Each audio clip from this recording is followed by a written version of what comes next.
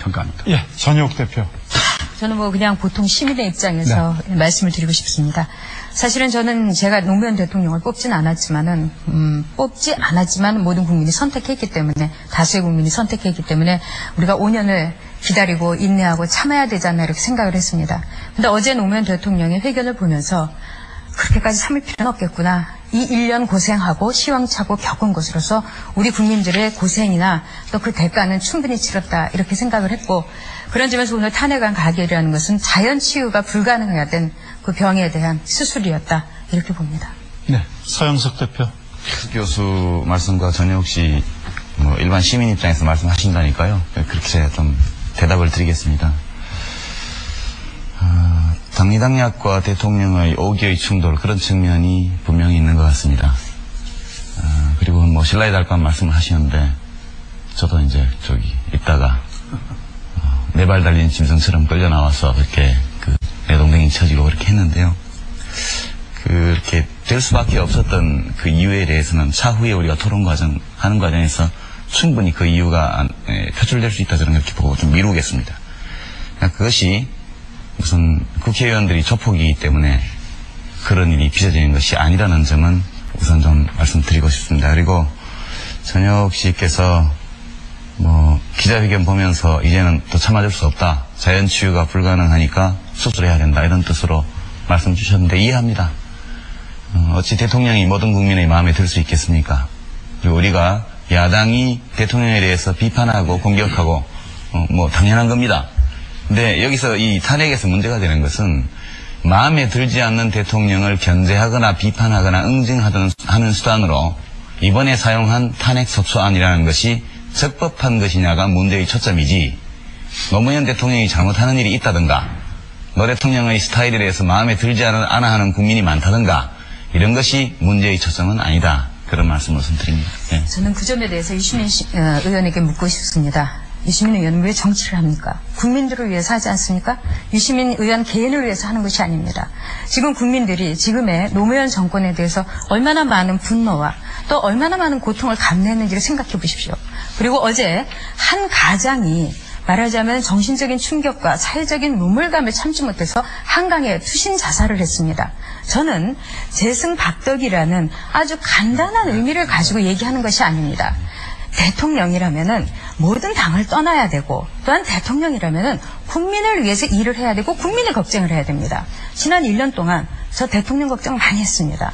지난 1년 동안 많은 국민들, 대통령이 밤잠을 못 이루는 동안 정말 생활고로 자살한 사람도 있었고, 어제 대통령께서는 그 기자회견을 하고 밤잠을 설치셨다고 했습니다. 그러나 기자회견이 끝나자마자 그 가장은 한강에 몸을 던졌습니다. 바로 그 차이입니다. 그러니까요, 저를 대통령을 비난하시는 이유를 잘 압니다. 네. 그리고 그 비난이 꼭 다 잘못되었다고 말씀드리는 것이 아닙니다. 그래서 여기는, 이 자리는 대통령 험담하러 나온 자리가 아니고, 그와 같이 생각하시는 대통령에 대해서 탄핵 소추라는 방법으로 지금 권한을 정지시켰습니다. 그러한 불만을 표출하는 방식으로 이 대통령에 대한 탄핵소추 안으로 그것을 하는 것이 과연 타당하고 정당하냐가 문제의 초점이기 때문에 대통령을 싫어하시는 것을 굳이 말씀 안 하셔도 제가 모두가 다 알고 있으니까요. 저는 대한민국의 노무현 대통령을 싫어하는 게 아닙니다. 김용균 의원 먼저 말씀해 주십시오. 핵심이요, 지금 최한수 교수님 우리 당, 열린우리당에도 책임이 있다 말씀을 하셨는데 맞습니다. 이 사안에는 관련된 모든 정치적 집단에게 각자 몫의 책임이 있는 것은 분명한 사실입니다. 근데 저희가 이제 막았던 저희 입장에서 고민이 있었습니다. 그냥 마음에 안 드니까 무조건 막은 것이 아니라 저희 나름으로는 어떤 고민을 했던가를 말씀드리는 것이 차후에 일이 이렇게 전개된 것을 이해하는 데 무척 도움이 되리라고 보기 때문입니다. 저희가 이 탄핵소추안은 사유가 없는 탄핵소추라고 봤습니다. 이 견해는 저희 열린우리당만의 견해가 아니라 오늘 대한변호사협회의 성명을 봐도 같습니다. 대한민국의 모든 변호사가, 법률가들이 소속되어 있는 협회입니다. 여기에서 세 가지 이유를 들어서 탄핵 사유 없는 탄핵소추 가결로 규정했고, 헌법 법률을 유린한 법치주의 종언이라고 평가를 했습니다. 이유가 세 가지인데요. 첫째, 중앙선관위의 대통령 선거법 위반에 대한 결정은 없었다. 이것이 대한변협의 견해입니다. 두 번째, 대통령도 선거법 준수 의지를 밝혔다. 세 번째, 측근 비리는 수사 중이거나 또는 재판 중인 상태로 대통령 직무와의 연관성이 밝혀진 바 없다. 이 세 가지 이유 때문에 이렇게 그 성명을 냈습니다. 저희가 이런 견해를 가지고 야당이 제출한 탄핵안을 봤을 때 사유가 없는 탄핵안을 힘으로 밀어붙여서 대통령의 권한을 정지시키려고 하는데 그러면 대통령 권한의 정지에 따르는 여러 가지 문제가 발생할 수가 있습니다. 그래서 가능하면 이런 문제를 미리 예방하기 위해서는 이 탄핵소추안을 통과시키지 말아야겠다. 그런 생각을 할 수밖에 없었고 이 상황에서 그냥 밀어붙이는데 그냥 방관할 수는 없었습니다. 이것이 위법한 의안입니다.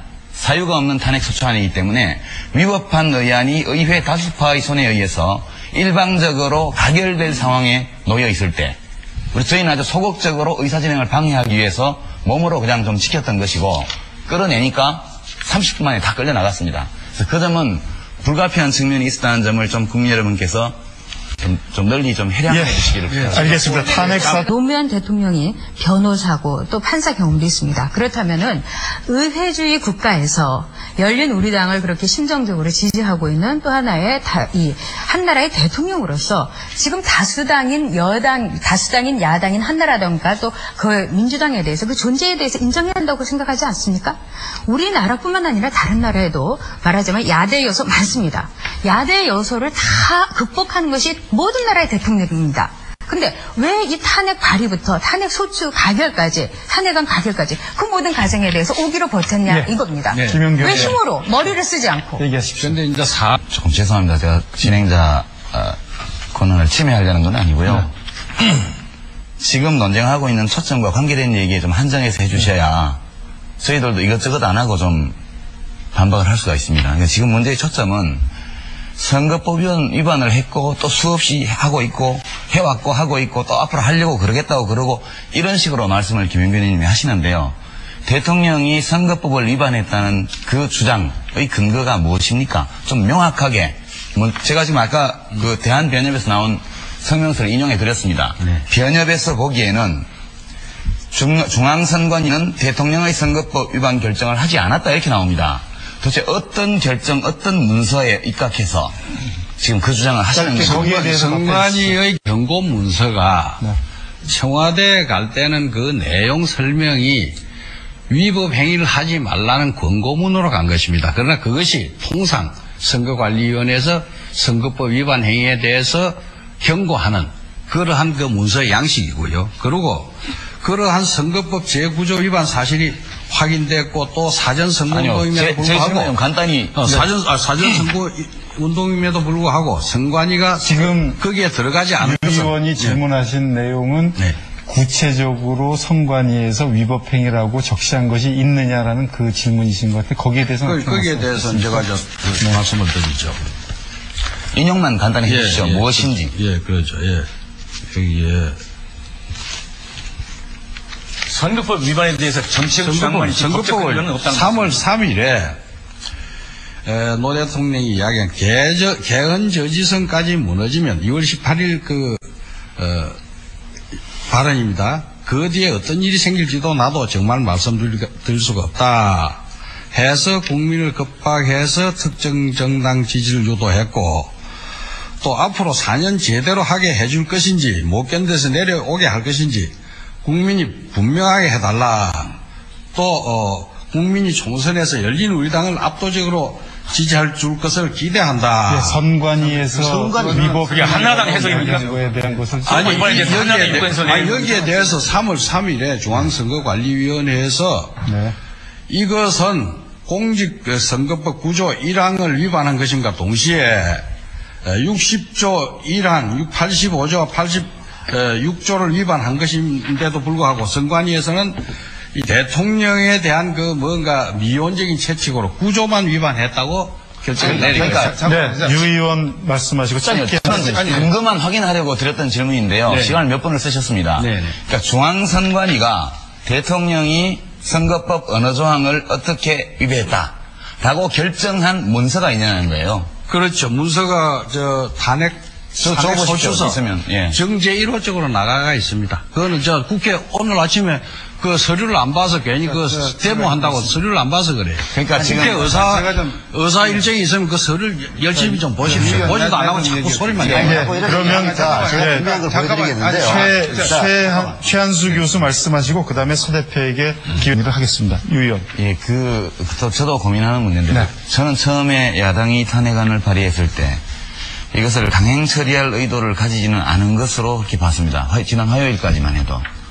근데 제가 위기의식을 느끼기 시작한 것은, 지금 12시 넘었으니까 어제 통과됐고, 그 전날 오전부터, 죄송합니다. 제가 목이 지금, 심상치 않다. 정말로 야당이 이것을 표결 처리하려나 보다. 는 위기의식을 진지하게 느낀 것이 그 표결 처리 전날 아침이었습니다.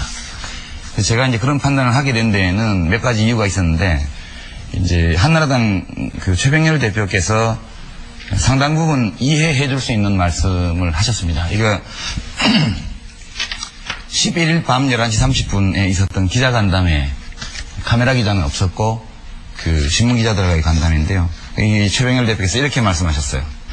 여기 국회는 국권이 왔다 쿠데타란 말을 쓴 것에 대해서 한나라당 김영근 의원님이 굉장히 거부감을 표현하셨는데요. 그 당의 대표님께서 이것을 스스로 의회 쿠데타로 규정을 하셨습니다. 그 다음에 솔직히 대통령이 탄핵되고 나면 고건 총리가 제일 좋은 것 아니냐, 이렇게 말을 했습니다. 그 뒤에 다른 얘기들이 나오는데요. 요약해보면 이렇습니다. 먼저 대통령의 탄핵안을 통과시켜서 대통령 권능을 정지시킨 다음에 대행을 하는 총리에게 거국 중립력을 요구해서 다시 총리를 길들입니다. 이건 권력투쟁입니다. 그러니까 벌써 민주당에서는 거국 중립력 요구를 하고 나왔습니다. 임시국회를 열자고 또 나왔죠. 자민련이 왜 이 표결에 참여했느냐. 저는 야3당 사이에서 노무현 대통령 탄핵 이후에 권력 구조의 재편과 그 권력의 분할에 관한 합의가 어느 정도 진행되고 있다고 봅니다. 그래서 이것은 특별한 현상도 아니고 일반적으로 존재하는 상이한 이념과 지향성 이해관계를 가진 정치 집단 사이의 권력 투쟁에서 빚어지는 문제인데, 우리 경우 이것이 탄핵 소추라는 방식으로 터져나온 것은 역대 어느 대통령도 개헌 저지선조차 가지지 못한 대통령이 없었지만, 이번 노무현 대통령의 경우에는 자기를 지지하는 의회 내 세력이 개헌 저지선에 미치지 못하는 상황이 조성되었기 때문에 이런 방식으로 표출되었을 따릅니다. 이게 제가 보는 분석입니다. 예, 이 앞으로의 정국이 어떤 대표 네, 얘기하시죠? 저는 지금 유시민 의원 말씀을 들으면서 참 어이가 없습니다. 왜 그러냐면은 국민들은 이미 그 야당의 탄핵 이야기 또는 그 전부터 탄핵의 시나리오가 있다, 뭐 이런 시사 주간지에서도 얼마든지 나오지 않았습니까? 더구나 지금 우리나라의 그 국회는 아까 개헌 저지선조차 되지 않을 정도로 아주 굉장히 균형이 없는 말하자면 야대 여소인 겁니다. 그럼 항상 거기에 대해서 대비를 해야 되는 겁니다. 그리고 항상 거기에 대해서 두렵게 생각해야 되고 만일에 그런 것에 대해서 생각을 해야 되는 겁니다. 그리고 유시민 의원도 국민의 표로 당선되었습니다만 여기 있는 국회의원들이 다 그냥 국회 안에 들어온 국회의원들이 아닌 겁니다. 그런 점에서 왜 그것에 대해서 알아차리지 못했고 왜 그것이 이틀 전이냐 이렇게 생각을 했던 것은 매우 안일하고 매우 방만하고 국민의 뜻과 또 이 하나의 정치적인 구조와 시스템에 대해서 무지했던 것 아닌가, 저는 이렇게 봅니다. 예, 딴 것 한마디만 답변합니다. 예, 반성합니다.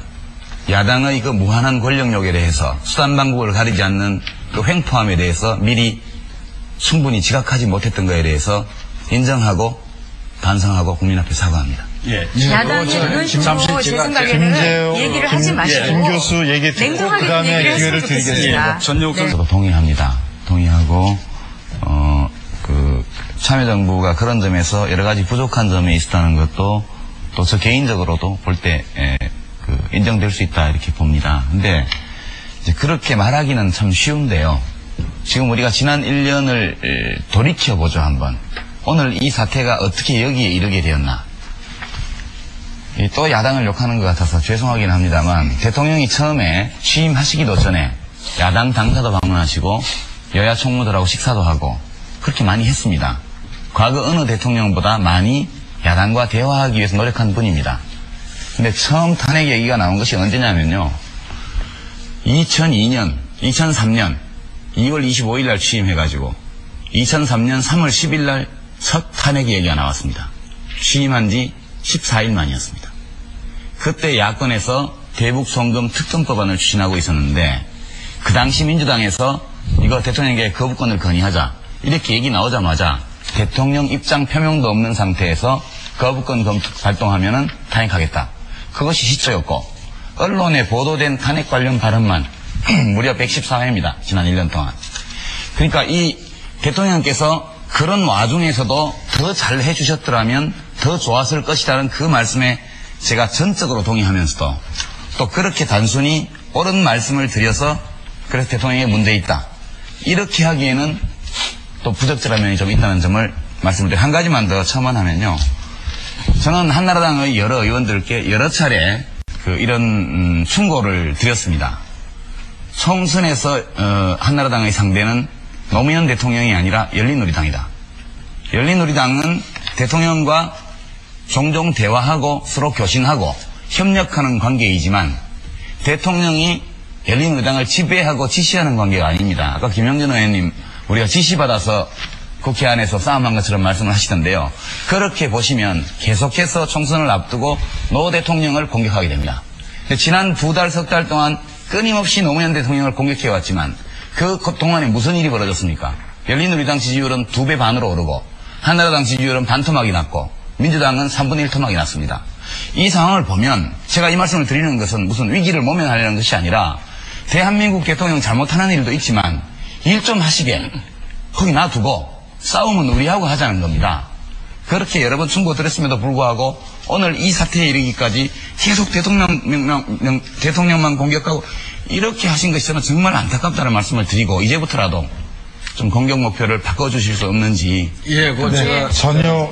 최근하게는 대통령께서 노무현 대통령께서 이 열린우리당한테 몸싸움하라고 저는 했을 거라고 생각 안 합니다. 모든 국민이 그 정도 다 알고 있습니다.